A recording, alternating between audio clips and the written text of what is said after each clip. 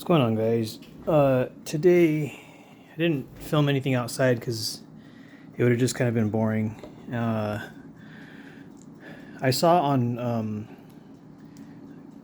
Rune Rebel's channel that he made his homemade CO2 restrictors. So I was trying to size these up and stuff. I pretty much use like a spent cartridge, spent CO2 cartridge. I have tons of these.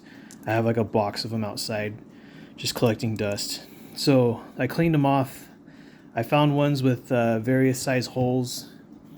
So I have a lot more that I haven't cut yet. But these are all kind of like the medium size holes. This one's kind of large. But pretty much you chop down the cart, you chop off the top end, and then you have to get like a grinder. So you get a cutting wheel, chop saw kind of thing, not a chop saw, but like a cutter with a cutting wheel, and you chop off the top of the cartridge. Then after you do that, oh, this one has a restrictor in it already. After you do that, you put this, upside down in there. This is my Gen 2. It has a restrictor in the handle already, but basically what you do is you size these to, I'm using them in my T4E stuff. I had to cut it down a little bit more. Yesterday these were about 14 millimeters across. That was way too big. So today I was shaving and grinding these down, and they're about 12 millimeters. But Rune Rebel mentioned to me that you have to have them about 11.5 millimeters, and then from there like fine tune it to like 11.3, 11.4, 11.2. So I'm just using a tape measure, and pretty much these are at about 12 millimeters right now. I have some stuff coming in from Amazon tomorrow, but yeah, these are at about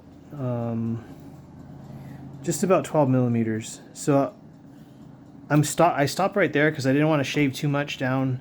And then when I got home, I was testing these in my Umarex products, my HDP50 Gen 1, and a couple of the other ones that I have. This one's actually kind of small, so this one might work. I'll have to keep note of this. So I was making my own CO2 restrictors, because when I buy the power kits from my local paintball store, they're $25, so they're really cheap. But all I use in them is the little disc that goes in the handle, and I don't use the firing pin because it actually doesn't fit or anything. I'll be right back. So yeah, the firing pins from my local paintball store, they don't fit in the TR50. They're specifically for the TR50, but I did try taking out the firing pin, and it didn't fit right. The threads were not correct. But that's cool. They're half the price of like the Home Defense 24 or pretty much any of the other ones that I see online. They're at least like $45. And I'm trying to stay away from the Riot Ball ones because I guess those don't work good. The Riot Ball power kits. So I'm working on these, and these are free because you're just using an old 12 gram CO2. I only tried one of them, and the first shot was kind of low, and then in the HDP50 Gen 1, I tried one of them. I think it was one of the 12 millimeter ones. I didn't try the 11 millimeter one, but it was a little bit slow on the first shot. I was using the aluminum balls, and the first ball was like 220. It should be around 300.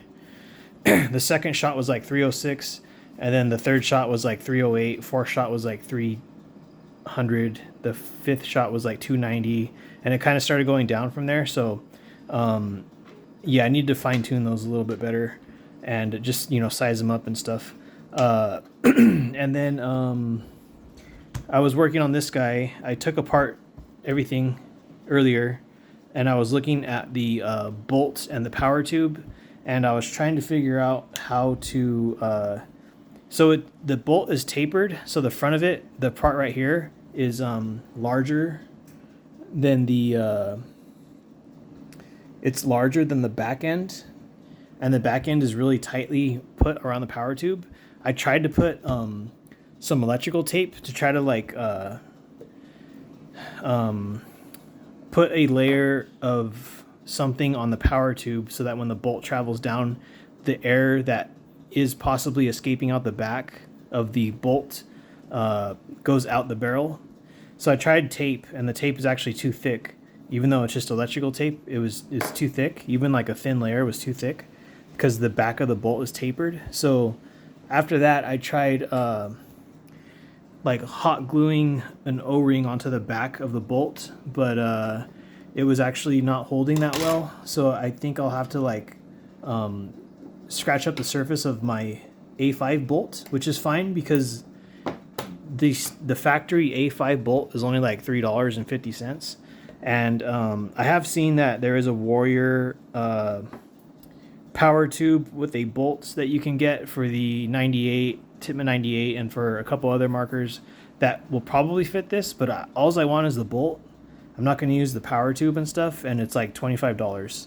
So essentially I'll be paying $25 for a bolt that may or may not fit this. And the only difference is it has an O-ring on the back end to keep air from escaping out the back. So to me, it's not really worth $25. That's why I'm trying to just rig one up myself. And I'm considering getting a Dremel, one of my Dremel tools, and cutting out the back of the bolt on the inside, and then slapping a O-ring in there and seeing if it holds. But that's just a little update on this guy. And I still haven't ordered the spring because I'm okay with this only hitting like 20 or 21 joules. That's fine for me. I'm more interested actually in getting the response trigger because it just seems badass to be able to auto fire this. Because what it is basically I connect an air line to this outlet. It runs through the trigger somewhere. I have to look at the video how to install it, but it runs through here somewhere, and then there's a little hole behind the trigger right there, and a little like piston pushes the trigger back forward. So essentially you're fighting with like an airline that's making the trigger pop forward, and once you find the sweet spot and like how hard you have to pull this, the trigger will constantly be getting pulled, and it feeds off of the blowback from this. So if I do that, I'll probably have it kind of toned down a little bit to only hit like 7 balls a second or like 8 balls a second, and because it can go up to like 20 or like 25. But if you have it going fast, I'll have to change some of these airlines because it's not enough. This is too small of an airline for that flow to go correctly. And since I already know I'm not going to get like 30 joules or 25 joules out of this, most likely, if I can just have rapid fire with this just, spewing out 7 balls a second or 10 balls a second, that works for me. So that response trigger is like $90. I'm still kind of thinking about getting it. It's not like a pressing matter or anything. I have plenty of other stuff to screw around with. And then when I was outside with my Gen 2 HDP50, I was shooting it with the aluminum balls and the nylon balls, and I had the CO2 tank and the airline. So I was at about 100 shots yesterday on the factory detents. Today I did all these, like 12 nylons, 6 nylons, 12 aluminums, and then 18 aluminums. And I added all that together. So I'm at 176 shots on the factory detents with various size ammo, and a few shots full power, and most of them with the restrictor in the handle. So they're still holding up fine, the factory detents on this guy. And I haven't had any issues with it leaking or anything. And I was going to film it, but I figured it would just be boring just to see me just shooting stuff. And I was just kind of like strafing left and right and firing at my box just to try to see how accurate it is, see how decent of a shot I am when I'm moving around and stuff.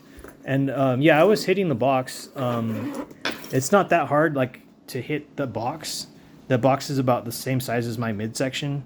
So I figure if I'm hitting that box, I'll be hitting an aggressor or somebody coming at me. So I was just kind of doing some easy training drills, I guess you can call them, with the HDP50, because that's probably going to be like my EDC, and the Salt Supply S2. So yeah, that's just a little update. I'm making CO2 restrictors for my T4E stuff, or trying to. I shot a bunch of rounds through my HDP50 Gen 2 with the factory detent, and right now I'm at 176 shots on the factory detent. And then I was taking this apart, messing with the power tube, putting tape on it, trying to get the bolt to not have air blow back out the back end. And there's really nothing I could do the way this is right now. But yeah, I just need to get one of my Dremel tools and carve out the inside of the back of the stock bolt, and then I will see if I can fit an O-ring in there. And if that doesn't work, it's fine, because a factory, like a stock A5 bolt, is only like $3.50. So that's, to me, that's a easier, cheaper way to get this to be more efficient with air, if I can even get it to work. And the O-rings that I'm thinking will fit pretty decent is from this Harbor Freight standard size kit, this A012. It's this little skinny one, so this fits around the power tube pretty good, and I think it'll fit inside the bolt pretty easily. This one, this A111, it's a bit thicker, and I think if I carve out the bolt too much, I'm gonna weaken it, because this O-ring was almost the same thickness as the plastic on the back of the bolt. And maybe I'll show a video of it later if anyone's interested. But yeah, I'm probably gonna go with this more narrow O-ring. It's only 1/16 of an inch thick, and if I get that to work, I'll show you guys how to do it. It doesn't seem that hard. You just have to sort of make a straight line on the inside. I was gonna try to use one of these metric size O-rings for that like bolt idea, but most of these were kind of too big, and the only one that was a possible match was this the P9 or the P10A, and the P10A was kind of thick, like it was almost the same thickness as the back of the plastic on the bolt, and the P9 was kind of a snug fit around the power tube, and the bolt, yeah, I'm not sure if that one would work. So it seemed like the standard size ones would fit better in that for the bolt thing that I'm trying to do, instead of buying the $25 Warrior power tube plus bolt, because all I'm going to use from that thing is just the bolt. And it might not even make a difference. Like, it might give me like 5 feet per second more than the stock bolt, because the stock bolt's actually a pretty tight fit on the power tube. There is just a tiny little gap for air to leak out, and yeah, the electrical tape, I put a thin layer, and the bolt was grabbing on it and like pulling it back. So that's how thin it is on the back of the bolt. So it's a very, very narrow gap. And yeah, like I said, it'll probably only give me like 5 feet per second more or something, like not that much extra power. But yeah, that's what I did today. And yeah, it would have just been boring if just me shooting a box and me carving these out and me tearing this apart and showing that. But yeah, catch you guys next time.